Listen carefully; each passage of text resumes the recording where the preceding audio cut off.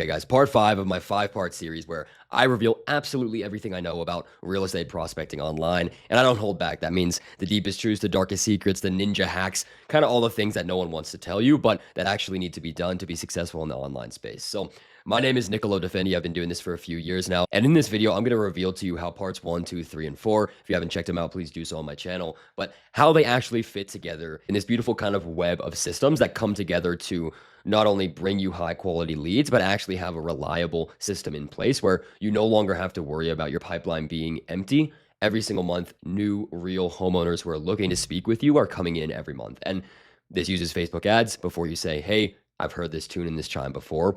Take a look at parts 1 through 4. There's so much more that goes into it than just, hey, we're going to do a lead form and we're going to do a landing page and we're going to get the lead. So there's way more to it. Check out parts 1 through 4. And this video is going to be kind of a medley of those 4 where we go in and we actually show you how all the parts work together, where we have, the ads, the split testing, the creative testing into the go high level, and how they all integrate together to actually make sure that you're acquiring these high quality leads and you're not just spending money online to lose it, right? So let's dive in. I'm super excited. This is everything I know. I'm not holding back at all. I'm trying to go as in depth as possible. So let's dive in. Okay, so this is this kind of spider web of everything I know about online prospecting and real estate lead gen. And this looks confusing. This looks huge. I'm going to be diving into each individual part, and I'm going to start with the Facebook strategy. So just some real quick kind of overarching things to note is this is all this part here. This is the Facebook strategy. So I'm going to highlight all this. How do we actually get the leads? How do we actually bring people in? How do we find the winning creative? All that good stuff. Now, the reason this has an arrow over to lead flow is once we get the leads, the ultimate lead, how do we actually bring people into a system to convert them to get that, 18x ROI? So we're going to be going through all this today. I'm going to be going through each individual system. And I know this is a bit of a longer video, but this is genuinely everything that I know in terms of how can you convert a lead from online prospecting? How can you acquire one? How can you convert it? How can you nurture it? All the stuff that I ever know, I'm leaving it all out there on the table. I'm going through all the details. I'm pretty much revealing my exact strategy. So follow through to the end, take notes, be diligent, keep working hard, call the leads, all that good stuff. And I'll see you guys at the end. I'll dive in first to Facebook strategy. That's the first thing I'll go through. Then I'll go through and do winning creatives, how to find a winning creative. Then I'll go through and do split testing. And then I'll go through and do the lead flow strategy in our go high level. And ultimately, at the end, our goal is to get you leads who are, in-depth qualification. They know you're an agent, people with reasonable timelines, serious prospects, right? High intent. They're expecting a call from you. You're the guy from Facebook. You also provided value first, so they trust you, and they booked a call on your calendar. So that's pretty much what we're going to be going through and how we're going to achieve that and how we're going to debunk the myth that online prospecting doesn't work. And it's actually a really, really surefire way to get 1 to 2 listings across the line every month. It's just a matter of having the right systems and processes in place. So let's dive in. I'll cover those back up, and I'll go through and start off with Facebook strategy. Okay, I'm going to be revealing what we use with our clients, and this doesn't make sense now, but we're going to dive in and see how this Facebook strategy actually works. So this is what most realtors do, right? There's a generic ad, something where it's get a free list of homes under 300K, something where it's a very generic ad. You've seen it before. You've seen everyone use them.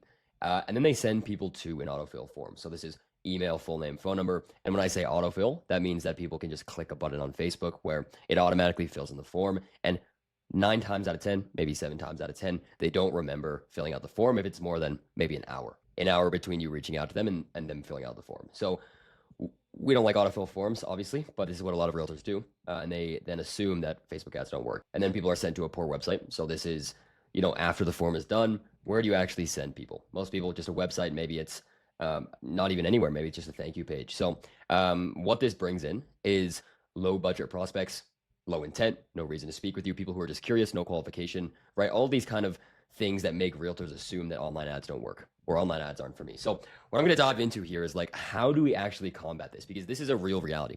This is a reality that realtors speak to me every day. They say, this is BS. This doesn't work. Why are you talking to me, right? And I say, well, do you truly understand what online ads mean and what they do and how to actually bring in quality leads? Or are you kind of just doing this exact process where it's autofill form to a poor website?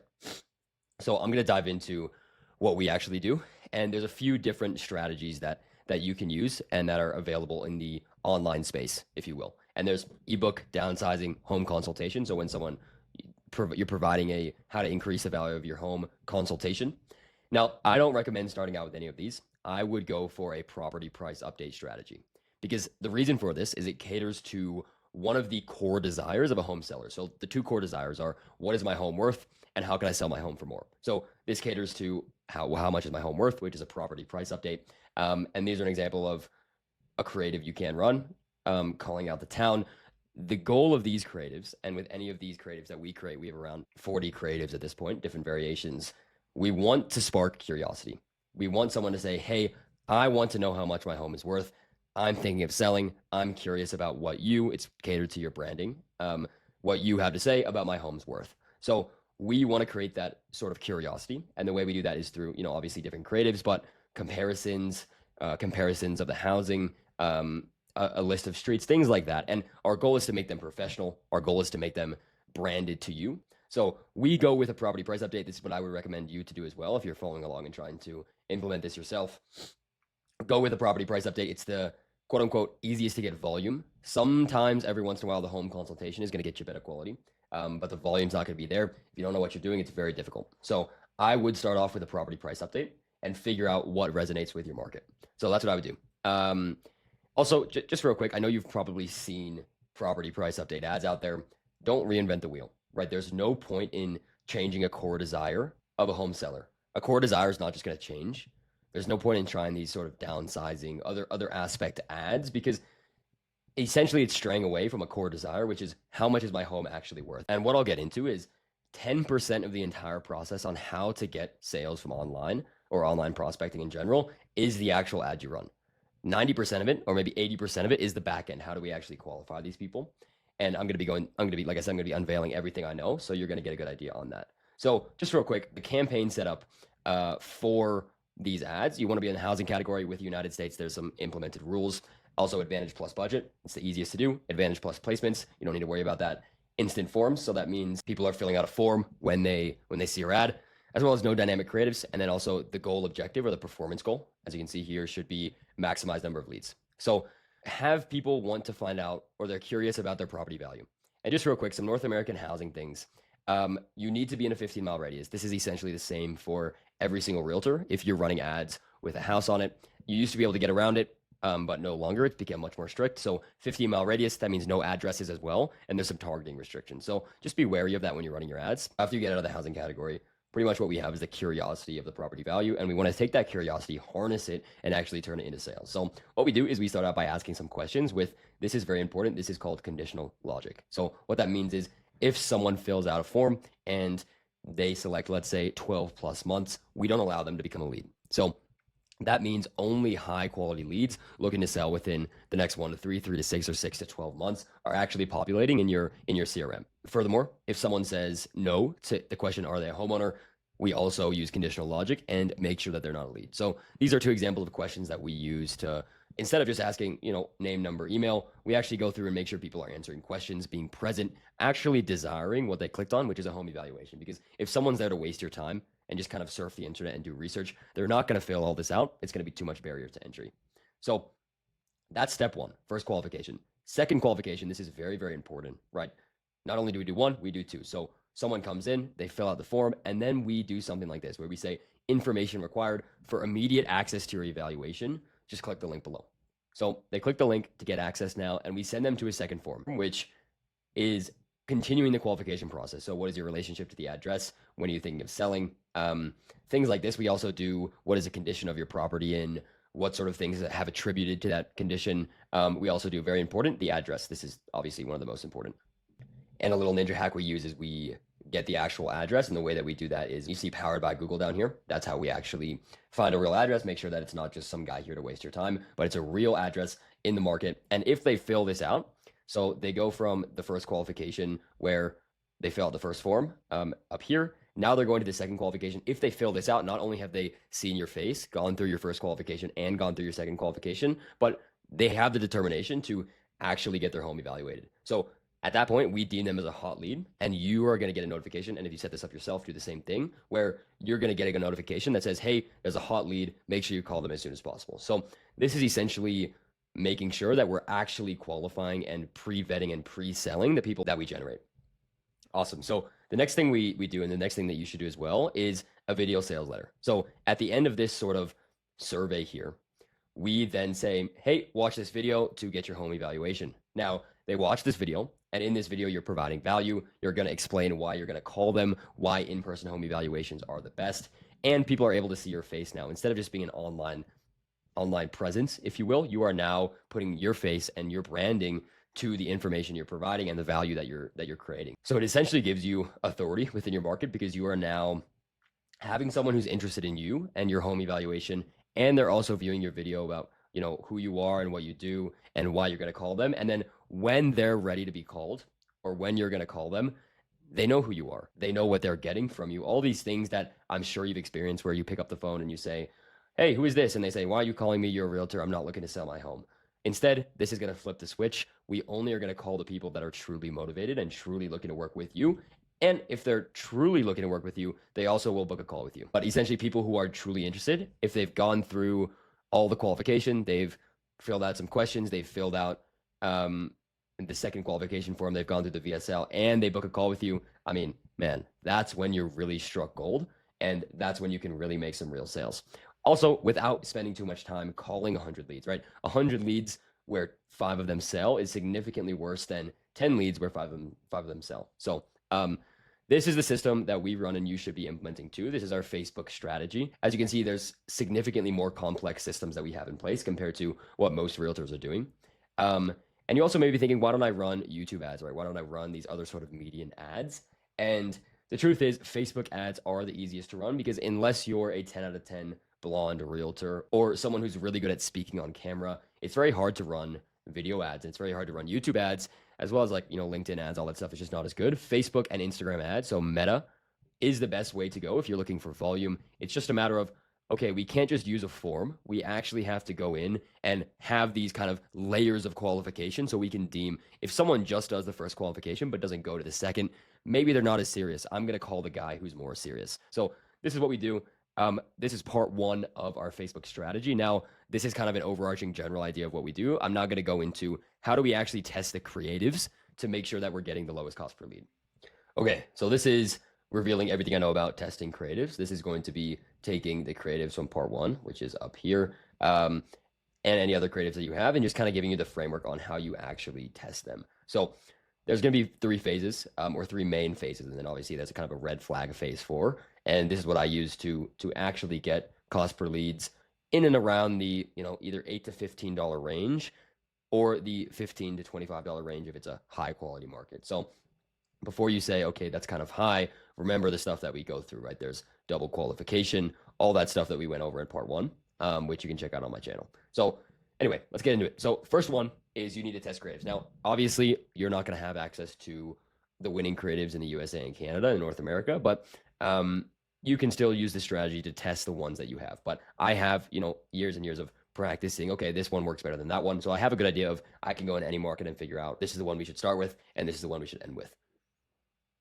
But either way, even if you don't know the first one or the second one to start with or end with, you still can test 3 creatives. So the first thing to do is test 3 creatives and metrics to look for, right? These are the exact metrics that we use. In the first $100 of ad spend, if no leads come in, we move to phase 2. Now, that's usually not the case. Usually there are a few leads. If the housing market is less than 425K, so that's this one here, and the cost per lead is $0 to $15, create variations of the winner. So we'll get into that in part 3, but essentially you want to stay with those creatives, but just make sure you're creating variations, split testing, all that good stuff. And same concept applies for greater than 425K housing markets. If the cost per lead is 15 to 25, create variations of the winner, split test, all that good stuff. So let's say we're in a $700,000 housing market. If the cost per lead is 23, awesome. We're not going to move to phase 2. We're going to stay in this phase and just get that cost per lead lower by doing split testing. So the next thing we do is we move to phase 2. So let's say, either it's outside of, let's say it's $27, or let's say there's no leads in the first 100. We then move to phase 2. So what we're going to do is we're going to remove a question. So in our form, we have a Facebook form where we ask, when are you thinking of selling? How soon are you looking to sell? How many months? Are you a homeowner? We remove a question. So I usually like to sit in and around the 2 to 3 question mark. I think that's the sweet spot in terms of making sure we're getting the volume, but also the quality. So we're going to remove a question in phase 2. And we just want to, decrease the barrier to entry because it could be a very competitive market where you're testing ads in. So we want to make sure that we have a less strong barrier to entry so we can see which creative works. And then once we find a winning creative, we'll test adding back that question after we've already removed it. So metrics to look for, very, very similar. Same thing. We're testing the next 3 creatives. And metrics to look for is $100. No leads, then move to phase 3. And obviously same thing where if it's, $700,000 housing market and the cost per lead is 27, move on. But if it's 25, make variations. And these are not hard rules. If you see potential, if you feel like you kind of have intuition with it, if you will. If the cost per lead is 26 and you feel like this is going to work and this is just needs some time to warm up, it's kind of intuition. So not hard rules, just general guidelines. So let's say you have to move on to phase 3. This is the third 3 creatives that you're testing. And the metrics to look for as well are first $100, no leads, then move to phase 4. And same thing. If you're in 425 or greater and the cost per lead is not within $15 to $25, move on. But if you're less than 425 and the cost per lead is not in 0 to 15, also move on as well. So phase 4. So this is phase 1, 2, and 3, and I'll show you some examples of that. But phase 4, this is where things really get interesting, and this is not where you want to be, right? This is obviously kind of a last stage. And a few of the solutions to this is calling out a new area. So obviously when we run our ads, we're running property price update ads, and we call out an area, Dallas, Denver, things like that. And you can call out a new area instead of calling out the country, call out the state, call out the county, call out the state, call out nothing, try a few different things. The second thing you can do, if you're good on camera, create video ads, right? So this is a script we've used for some of our video ads that have actually worked very, very well for people in Seattle so far. So take a look at this. You can copy this, do some editing, get a guy on Fiverr, and chuck that up there and see if that works. And then the next kind of 2 ways or the 3 ways that we troubleshoot this issue of going through all the way to phase 4 is we change the guarantee. So we promote maybe sold in 3 months guaranteed, or we do a consultation to increase home value. So that's a meeting where you, the realtor, go out to just give true, genuine value on how to increase their home's value, not giving a home evaluation, but giving a consultation.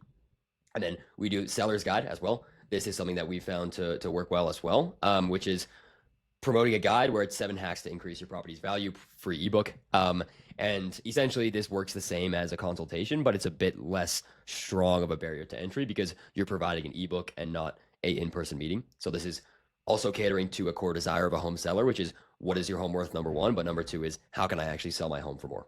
So that's phase 4. And obviously we don't want to be in phase 4. We want to be staying in phase 1, 2, and 3. If you don't know what creatives to run, you're already at a disadvantage and you're kind of just shooting blank. So you might need to add more phases of similar caliber where, phase 4 is now just testing 3 more creatives. But for me, we have the creatives that we know work well. So we only use 3 phases. If it's gone through 3 phases and we haven't found a winning ad, that's when we kind of change our strategy. So I'm going to go in and show you a few examples. So essentially I follow this exact phase where this is the first one that I launched on November 22nd. I spent $100 on this ad set. And as you can see, there was 1 lead that came in for $40. In total, the cost per lead was $100, obviously out of range. So cool. I move on to phase 2, which is testing the next 3 sets of creatives. And just like that, we are now getting leads within the $12 to $14 range. So on average, we've now gotten 96 leads. That's 96 people going through and filling out when are you a homeowner, as well as how soon you're looking to sell. So these are high quality leads, and obviously, $12 leads are significantly better than $100 leads. So that's kind of this phase in action. Okay, cool. So that's how we test our creatives.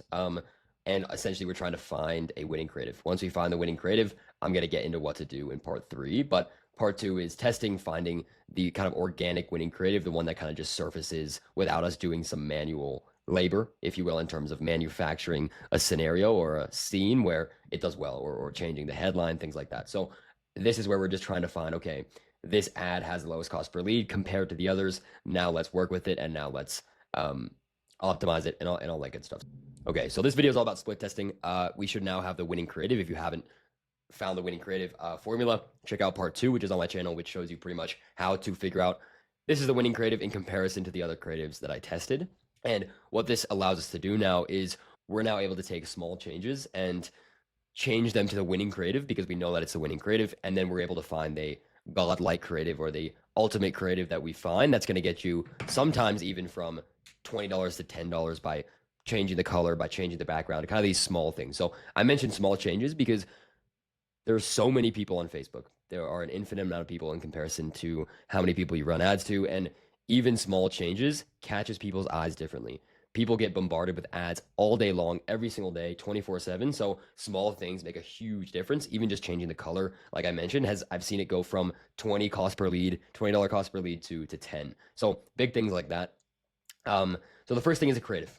The first thing we want to change, and this is the biggest thing in all of online ads is the creative. It's what catches people's attention. It's what actually creates the curiosity that allows people to click on your ad. So we need to change the creative. That means changing the creative color. That means, design tweaks. That means the background image. For example, we go from this is one background image to this. This is different places, but this is just to show you what I mean when I say change the background. And then also, so what you should do is launch 3.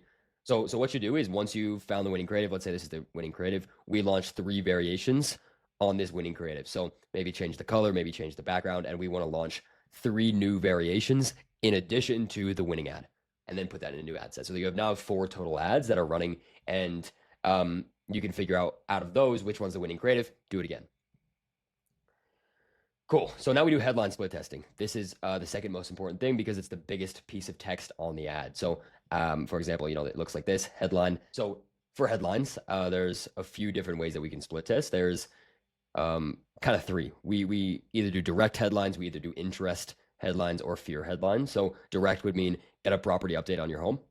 Interest would be this one metric can show you how your home stacks up in today's changing market. And fear would be without knowing your home's worth, you're losing money with today's ever-changing market. Okay, so these are some examples of direct headlines where it's get your free price update now, see how much your home is worth. You can even get creative with it and change the emojis and change once you find a winning headline, switch out the emojis, switch out some things.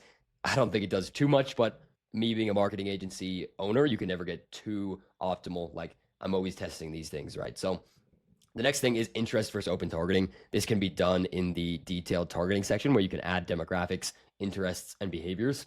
And we want to test between open targeting and detailed targeting. So some things I would recommend throwing in terms of the detailed targeting is real estate, is realtor.com, is property finder, these sorts of things that tailor to someone who's interested in real estate, who's interested in maybe selling their home, who's kind of giving you the broad idea of who to target. And then obviously it's going to find the needles in the haystack who are looking to sell.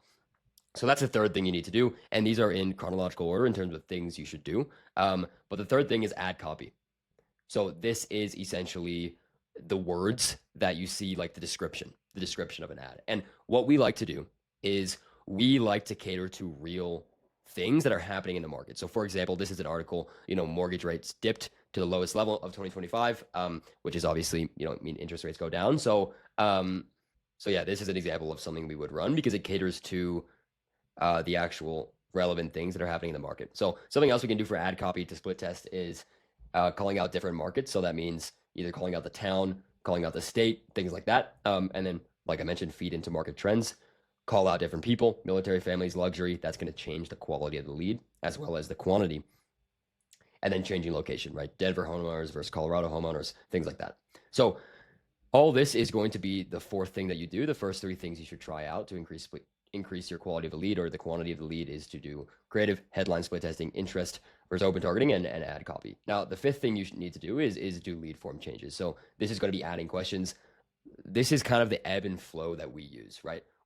In part 2, we figured out how to find the winning creative. We find the winning creative. Sometimes the way we find it is we decrease the barrier to entry by taking away questions. Then we do the split testing. We figure out, okay, how can we lower the cost per lead? And then once we have that fully optimized God ad or ultimate ad, like I was mentioning, then we go back in and add more questions. So we can essentially get the same cost per lead that we got from the first winning creative, but at a higher quality, right? Because we've added questions. Let's say the lead cost is $20 per day. If we have 3 questions in there that people are filling out, man, that's a banger lead, in our opinion. That's a really good lead. That's answered 3 questions. That's gone on into your, go high level funnels. And it's for the same amount of money that we were spending for, 1 or 2 questions. So that's what we do. And we also use conditional logic. So for example, if someone's looking to sell in 12 plus months, we say, nope, you're not going to go into our CRM. We actually give them an X and we say we're at capacity for home evaluations. So for some questions we add are, what are you looking to do? Just doing research or thinking of selling? And then when are you thinking of selling? 1 to 3, 3 to 6, 6 plus.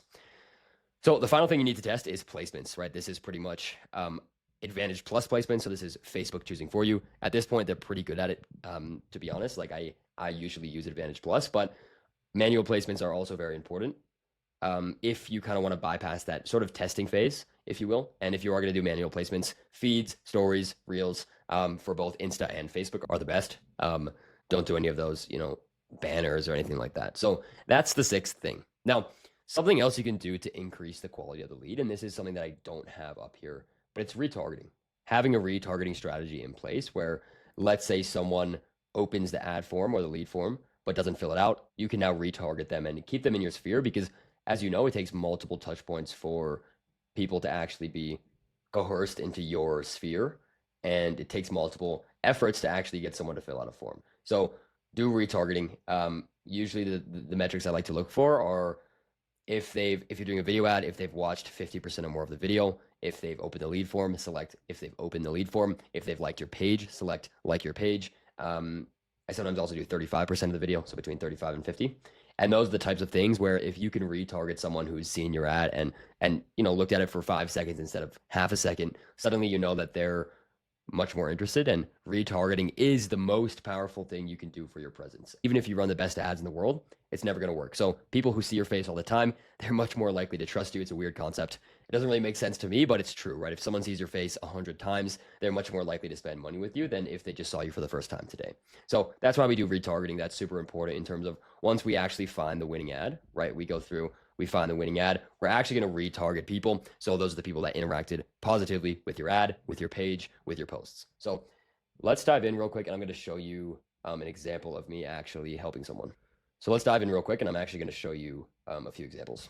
Okay, so I'd like to show you something. So I found a winning ad, and I essentially just went in and made different creatives. So as you can see, this is in black, this is in red, different backgrounds. And then I came over here and I found the winning ad, which was a $10 cost per lead compared to 18 compared to 34. So as you can tell, the exact same style of ad, which is, pop-ups with your home's value, the exact same style drastically changed from 34 bucks being the top, the peak, to $10 being, the least. So I then went out and created a new ad set with just the winning creatives. So I just wanted to show you that because that's pretty much what this system does is if you go through and change the creative, if you go through and change the headline, interest, ad copy, lead form, all the things, the placements, you will have a quote unquote God ad or an ultimate ad. Now, if you're going to do one thing, just do the creative because the creative is like 80% of it. It's the most important stuff. If you're a busy realtor, don't go in and do the rest of the stuff. But obviously for me, being a marketing person, like that's the stuff that I really enjoy. So if you're going to do one thing, change the creative, find the real winners and the real losers. And I wish you the best of luck. So this is the end of part 3 where I go through and I give you some split testing advice. So now at this point, we have our Facebook ad setup. We have our winning creative. We have our kind of ultimate creative, if you will, through our split testing. And we now need to be feeding this somewhere, right? We need to feed these leads into somewhere that's going to nurture them, that's going to do good work with them. So that's the next thing I'm going to get into is how do we set up our CRM or how do we set up our Go High Level, because that's the CRM I use to actually create a really, really positive result and a result that allows you to be efficient and not waste time calling leads that don't want to speak to you, don't know your name, and essentially don't want to sell and aren't easy to work with. Okay, so this is our lead flow strategy. So in part 1, we went through how to set up the actual strategy to acquire the leads. Number 2, we found the winning creative. And then in part 3, we actually split tested to kind of find the ultimate creative, if you will. So we have this lead flow going on. Great. Don't be like every other realtor who just kind of puts it into a CRM, like I mentioned up here, or sends them to a poor website. Actually have a dedicated nurturing process that makes people warm up to you and your unique value proposition and who you are. So what we do is we use Go High Level. This is one of the best CRMs to use if you're a realtor. This is something that I could share a snapshot with, but you're able to have kind of pipelines, conversations, calendars, sites, video sales letters, and appointment tracking all in one. And it works seamlessly with Facebook. It works seamlessly for realtors, and it works seamlessly in terms of sharing snapshots. So pretty much if you want this snapshot of, and I'll get into it, it's like I can just share it with you instead of having to have kind of a setup exactly scripted CRM that's the same cookie cutter for everyone. This actually allows us to have a bit of variation, and we can share that variation with whichever realtor that we work with. So we use Go High Level, and the first thing we do, so we have these kind of ultimate leads now coming in for, 15, $20, whatever it may be. We send people into pipelines. So that pretty much looks like an opportunities tab. So we have, new prospects, we have responsive prospects, we have hot prospects, and then dead prospects, of course, as well, and closed. So people get moved automatically between these pipelines. So number one, you can stay organized. Number two, we know who to actually reach back out to and reignite. That's something we do every 1 to 3 months, and that's something you should do too if you're trying to follow along on this system. Is reignite everyone in 1 to 3 months. A lead is never dead. A lead is just stagnant. So make sure you follow up with them, as well as putting them in a long-term value pipeline. So this is giving them things like, hey, we just sold this house. We could do that for you too. Things like, hey, how to increase the value of your home. Things like that, where we're putting them in a long-term value pipeline. That's you not actually reaching out to them. That's, through the CRM. That's automated. Pretty much the beauty of the online space at this point. And I'll get into some AI stuff in a second. But that's what we use Go High Level pipelines for, is to pretty much organize, okay, these are the leads that are dead. These are the leads that are new. These are the leads that are responsive. And these are the leads we should follow up with again. Hot prospects, obviously, if you're determining between calling a hot prospect or a new prospect, that's a difficult one, but try to get both. But for example, a hot prospect versus a kind of lukewarm one, always go for the hot one. New prospects are great as well. So that's pipelines. And next, let's go to the conversations tab. And this is the next important tab in Go High Level, and it's what we use for all of our realtors. So essentially in the conversations tab, this is where the client communication is done. This is where the call recordings happen. This is where the follow-up occurs. And what we use is AI follow-up. At this point in your business, if you're not using AI, you're falling behind. You're not actually hitting the metrics you need to hit and the time that you need to spend following up without doing manual outreaching. So, and what I mean by time is, saving time, obviously. So AI follow-up, do it in a way where it's extremely human-like. We actually have a Launch Pro chatbot. It looks like this.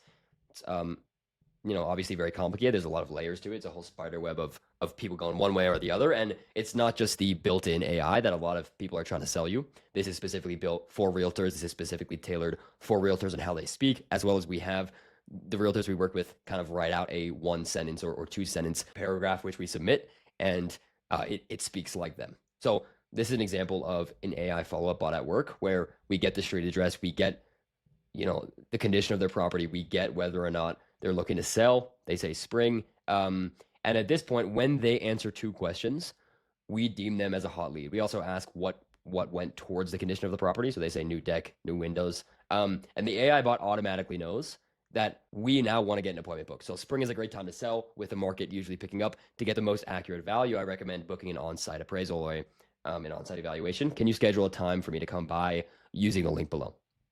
So at this point, this is a hot lead. They've answered questions. If you remember from part 1 and 2, they filled out a bunch of forms. They've now interacted and actually become responsive and answered questions with the chatbot, which they think is you.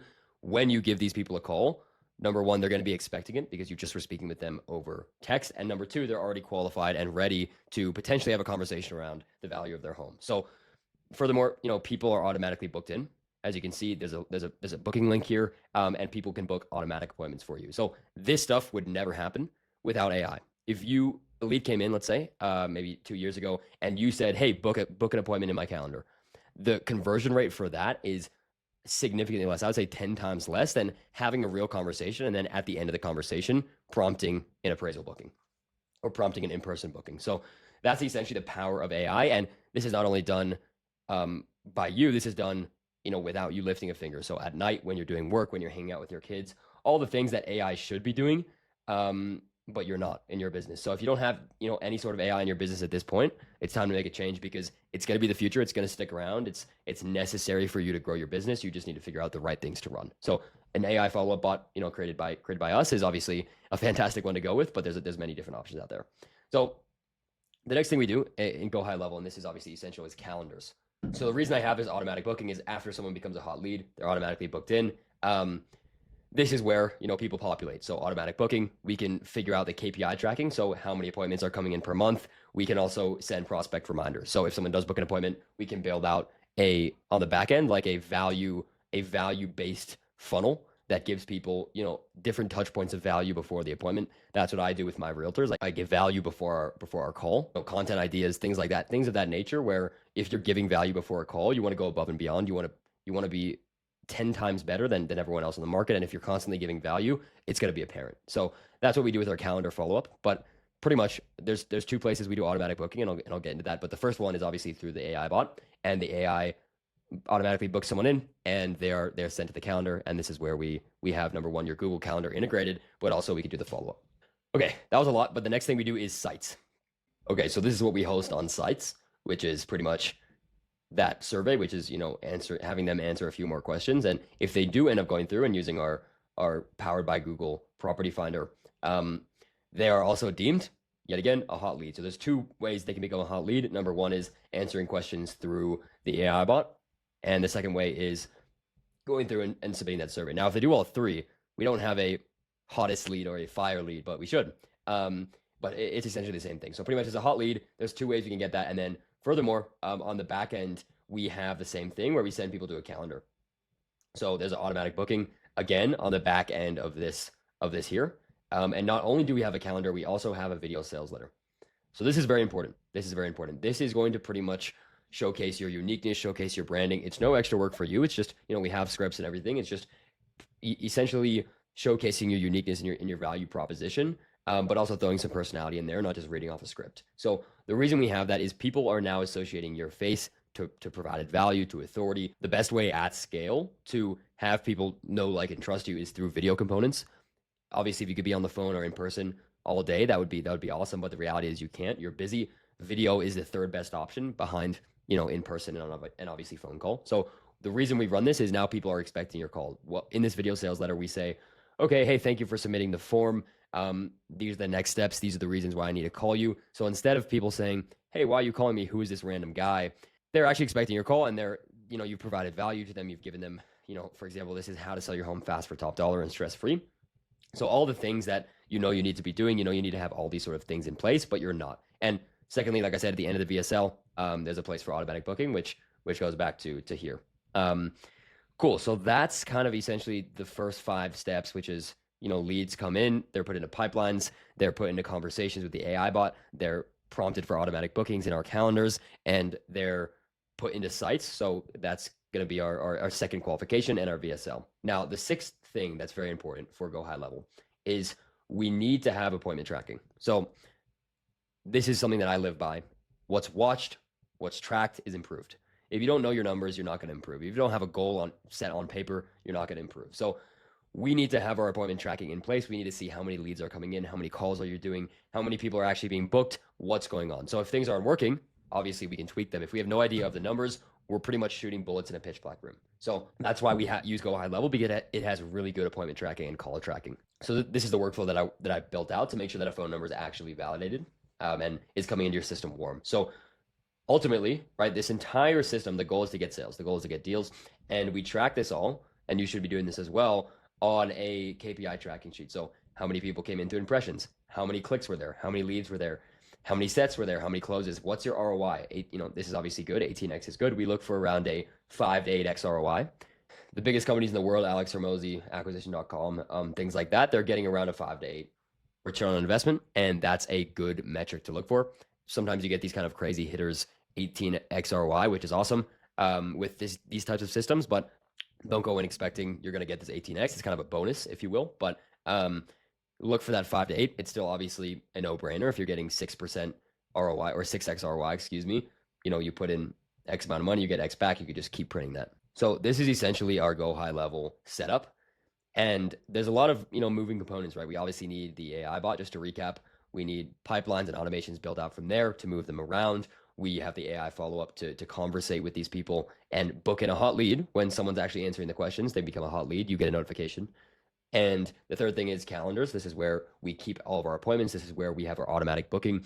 And then under the sites tab, which is in Go High Level, we are hosting our 2 main sort of beefy and meaty things that we have on Go High Level, which is our funnels, where we continue the qualification process, as well as a video sales letter funnel. So this is where you showcase your value proposition, you explain why you're going to call someone, you explain who you are, you thank them for filling out the form, things like that. It's the little things that go a long way. As you saw with the testing, it's like even changing the color, even changing the background can change an ad from you paying $20 to $10. Imagine how all these little things, all these little touch points, everything is feel. Everything in sales is feel. How did they feel through your process? Do you seem professional? Do you have all these things set up? And if you just have a form to a website, who are you? You're just a random guy. You're just giving information at this point. This is actually providing a plan. This is providing leads with a structured itinerary to go through and discover the next portion, discover your video, discover if they want to work with you or not. And that's when people really get excited, when they feel like they found a gem. And that's what the system does. It allows you to be professional, allows you to have people follow a direct path, not just sort of a hop, skip, and a jump, and you're at the finish line. There's actually a lot of steps that go into how do we take this lead where we now have an ultimate lead from part 3, and we actually bring them into a place where they can be nurtured. Not, cool, I'm going to call them once, and I'm never going to do it again. The reality is leads need to be nurtured. You need to be nurturing leads. The easiest way is having systems and processes in place. The second easiest way is doing it manually. If you don't want to do it manually, it's a no-brainer to set up systems like these. So this is what you need to be running in your Go High level. Cool. So you just went through each of these individual parts. We just did lead flow strategy. As you can see, these are all the individual components, but how do they actually work together? As you can see, in the first part, we went through Facebook strategy, where we had that second qualification. This is hosted in Go High level. So that's why these interconnect.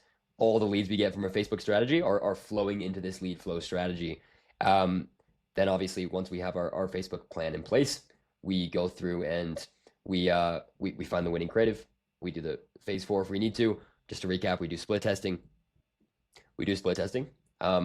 And just to show you how these are interconnected, right?